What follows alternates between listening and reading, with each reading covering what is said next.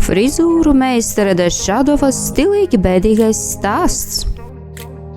Ar ko lai sāk? Mani sauc Deščadovs un sirdī es vienmēr esmu bijis mākslinieks.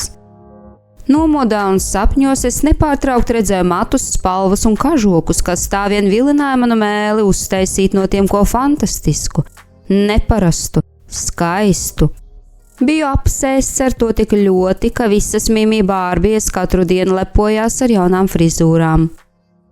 Mimi gan pēcāk vaino MJu, ka šis saslapinot visas viņas lelles. Jā, trācis bija pamatīgs. Nācās pat mammai iejaukties. Mīļotā ģimene vienmēr atbalstīja mani visos manos pirmsākumos un sevis meklējumos. Mamma atrada man labāko stilistu skolu mikrorajonā.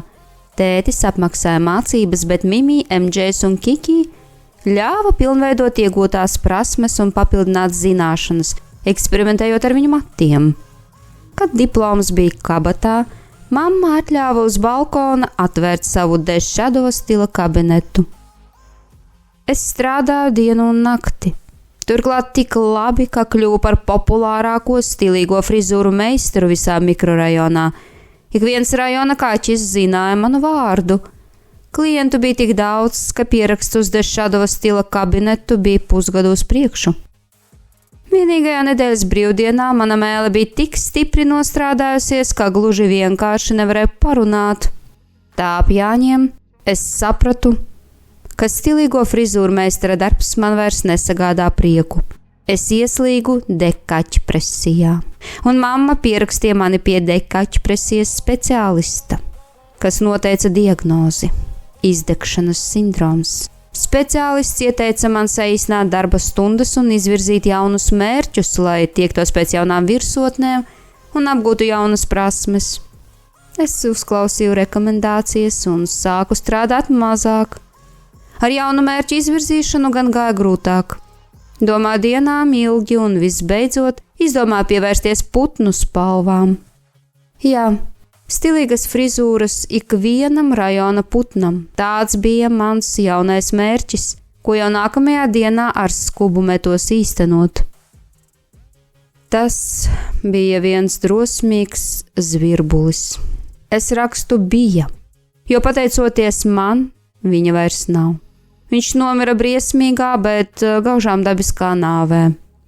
Es viņu apēdu. Viņš bija ieradies pie manis kā cerību pilns klients, bet aizgāja kā delikatese. Kad sāku veidot viņa frizūru, pēkšņi no garas naudas atmodās mani dabiskie instinkti, un es sāku ar viņu spēlēties. Jā, kaķis sāka ķerstīt putniņu. Es biju tādā kā transā un gluži vienkārši nespēju sevi kontrolēt.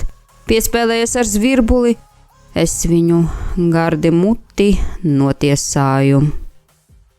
Pēc tam tiesāja mani.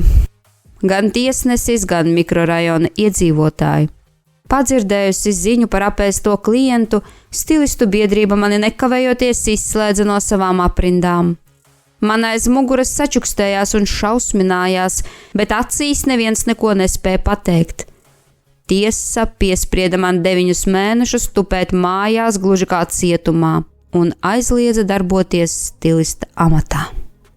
1. mēnesi es pavadīju dekaķpresijā, klīdu pa māju un nezināju, kur lai liek savu neierastā dīkstāvē ieslīgušo mēli. Vingrinātās muskuļus tikai uz savas spalvas, tāpēc staigāju dekaķpresīvs, bet stilīgi sakopts. Mamma kādu mēnesi dusmojās un nerunāja ar mani. Viņai bija bezgala žēl putniņa. Tētis lūkojās uz mani ar aizdomām, bet neteica neko. Septembrī, kad MJs sāka iet skolā, es sāku ievērot, ka viņš nāk mājās noskumis. Bija pat pāris reizes, kad viņš raudāja. Arī Mimi aizvien biežāk nāca mājās no skolas bēdīga. Savukārt Kiki sāka apmeklēt bērndārzu un asaras viņai bira katru dienu. Vai arī Kikim uznāca niķis, kā to nodefinēja mamma. Es nespēju uz to noskatīties. Mana sirds draudēja saplīst miljonus gabaliņos, redzot skumjas un asaras manas mīļotās Drinkinsona ģimenes bērnu acīs.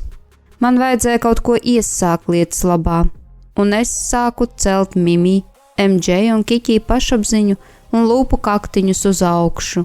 Es atgriezos pie sava aicinājuma un slepus, tā lai neviens izņemot ģimenes locekļus par to neuzzina, sāku veidot frizūras. Kaut arī noslēdzu pamieru pats ar sevi un samierinājos, ka esmu dzīvnieks ar dzīvnieku instinktiem, tomēr mākslinieku manā dvēselē nespēja nomākt neviens sots vai liegums, un notika gluži vai brīnums. Skumjas atstāja manu ģimenes māju. MJ kļuva aizvien pašpārliecinātāks un priecīgāks. Dzirdēju, kā viņš stāsta mammai, ka viņam skolā parādījušies draugi. Arī Mimi tikai retumis nāca mājās saskumusi.